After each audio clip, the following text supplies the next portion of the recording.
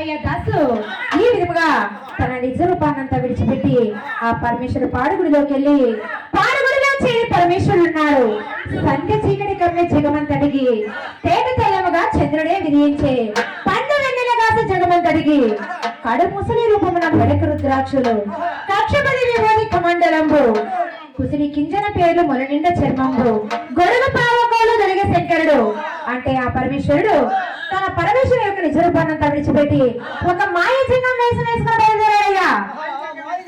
మాయ చింగం వేషం వేసుకొని ఆ జలాలు విరిగి వెళ్ళి గంగాదేవి ఎక్కడుందో ఎలా ఉందో చూద్దామని మాయ చింగం అనే మారువేషం వేసుకున్నాడు. మొట్టి నిండా చర్మం చుట్టుకున్నాడు. పులి చర్మాన్ని ధరించాడు. రుద్రాక్ష మాలలు ధరించాడు. ఒంటి నిండా విభూతి రేఖలు ధరించాడు. ఒక చేతిన కమండలం పట్టుకున్నాడు. ఒక చేతిన కత్తెలు పట్టుకున్నాడు. ఇంకా గొడుగు కాళ్ళకు చక్కగా పావుకొల్లు వేసుకొని ఆ జలాల వీధికి వెళ్ళి గంగాదేవి ఉన్న ఇంటి సభలోకి వెళ్ళి ఈ విధంగా కేకవేస్తున్నాడు ఆయన.